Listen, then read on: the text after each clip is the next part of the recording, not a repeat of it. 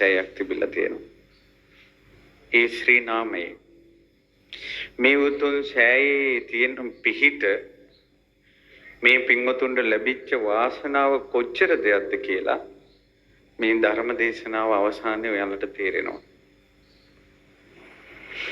ඉතින් පින්වතුනි මේ ගෞතම බුද්ධ ශාසනයේ අග්‍ර ශ්‍රාවක වූ සාරිපුත්ත මහ රහතන් වහන්සේ, මුගලන් මහ රහතන් වහන්සේ, ඊළඟට තෘතීය ශ්‍රාවක මහා කස්සප මහ රහතන් වහන්සේ හැරෙනකොට ඊළඟට කතා වෙන රහතන් වහන්සේ තමයි අනුරුද්ධ මහ රහතන් වහන්සේ.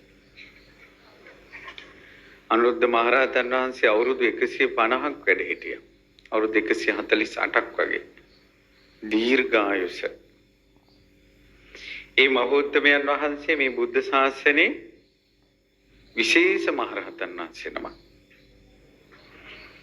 මේ උතුම් සෑරජාන් වහන්සේ ශ්‍රී අනුරුද්ධ අරහන්තක අනුරුද්ධ සෑය නමින් හැඳුන්වන්නට ලෞතර තථාගත බුදුරජාණන් වහන්සේගේ ශ්‍රී සර්වඥ ධාතුන් වහන්සේලා 34 නම හතරස් කුටුවේ වැඩ සිටිනවා. අඤ්ඤා කොණ්ඩඤ්ඤ මහරහතන් වහන්සේ, සාරිපුත්ත මහරහතන් වහන්සේ, මුගලන් මහරහතන් වහන්සේ, අනුරුද්ධ මහරහතන් වහන්සේ, ආනන්ද මහරහතන් වහන්සේ, සීවලි මහරහතන් වහන්සේ, මහා කච්චාන මහරහතන් වහන්සේ, පුන්නජී මහරහතන් වහන්සේ ඇතුළු දඹදිව පහළ වූ මහා ශ්‍රාවක ඒ වගේම උත්තම රහතන් වහන්සේලාගේ දාන්තුන් වහන්සේලා වැඩ සිටිනවා. ශ්‍රීමත් අනුබුදු මිහිඳු මහරහතන් වහන්සේගේ සුවිශේෂී ධාතුන් වහන්සේලා වැඩ සිටිනවා. ලක්දිව පහළ වූ නංගොත් වලින් සඳහන් නංගොත් සඳහන් නැති සියලු රහතන් බොහෝ රහතන් වහන්සේලාගේ ධාතුන් වහන්සේලා වැඩ සිටිනවා. ඔබ ඊටමත් මිහිරට ධර්මයේ ඉගෙන ගන්න ලස්සන දහම් විග්‍රහයක් කළ නාගසේන මහරහතන් වහන්සේගේ ධාතුන් වහන්සේ මේ උතුම් සෑරජාන් වහන්සේ තුළ වැඩ සිටිනවා. එතකොට කොයිතරම් උතුම් ස්තූපයක්ද ගෞතම බුද්ධ ශාසනයට අද පූජා වුණේ. ඇත්තටම මේ ගෞගානක් යට ඉඳලා නිධානයක් මාවර මණ්ඩින් මතුවනවා වගේ. ඒක මිනිසුන්ට හිතා ගන්නවත් බෑ. මීට අවුරුදු 10කට 15කට කලින් මේවත් තිබ්බේ කොයි විදිහටද? මේ අවට පින්වතුන් හිතුවද මෙහෙම වේවි කියලා? අන්න ඔය වගේ තමයි පින්වතුන්ගෙන් පින් කරපු මිනිස්යාට නිවන ලැබෙන්නේ ඒ වගේ. සමහරට පින් කරපු මිනිසයා සත්පුරුෂය ලෝකේ පහළ වෙන කාලේ එක්ක වැද්දෙක් වෙලා.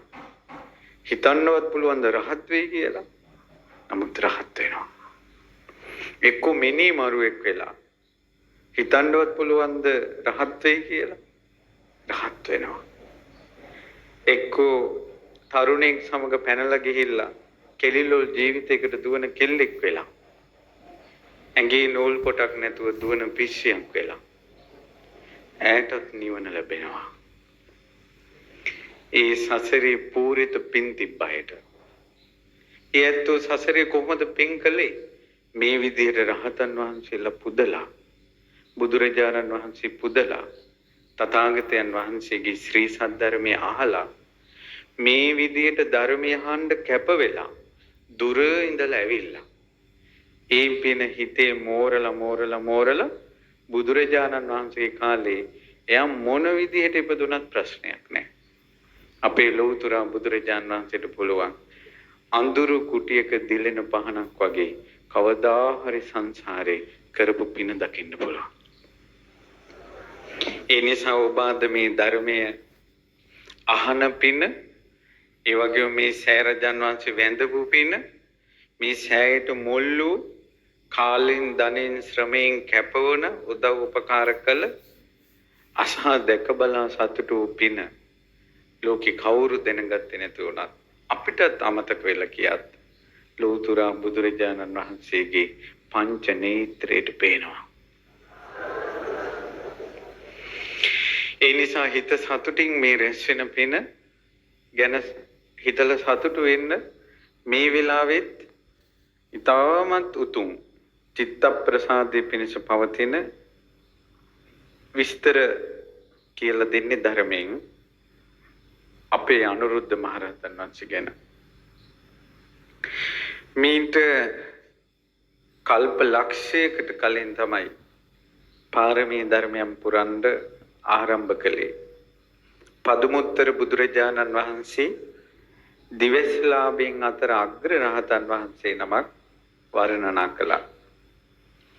ඒ බලාගෙන හිටපු එක්තරා මිනිස්සෙක් ඒ මිනිසයාටත් හිතට ආවා මමත් බුද්ධ ශාසනයක දිවස්ලාභයෙන් අතර අග්‍ර වෙනවා නම් කියලා.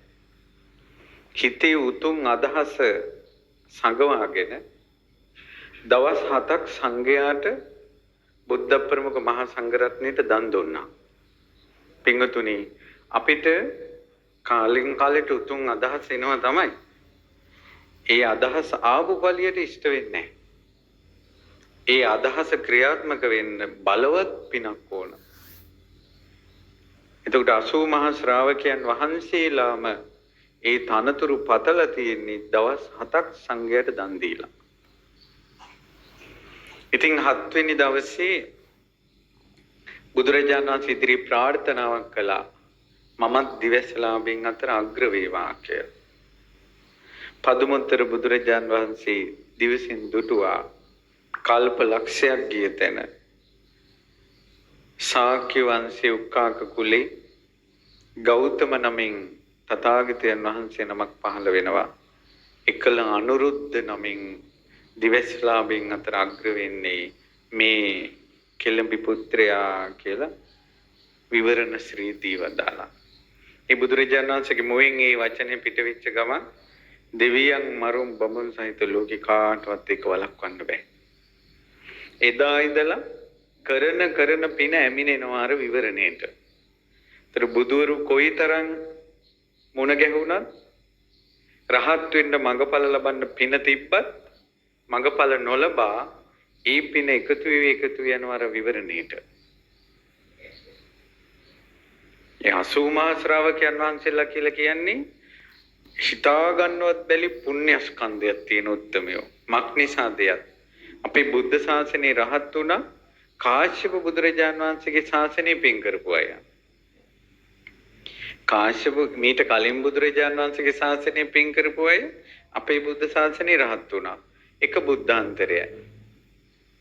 කල්පයක් ඇතුළේ පොඩි කාලයක්. මේ 80 මහා ශ්‍රාවකයන් වහන්සේලා කල්ප ලක්ෂයක් වෙනවා. කල්ප ලක්ෂයක් පින් පුරන. ඉතින් එදා ඉඳලා කල්ප ලක්ෂය පුරා නානා ආයුරින් පින්දහම් කුසල් දහම් රැස් කළා. මීට බොහෝ කලකට පෙර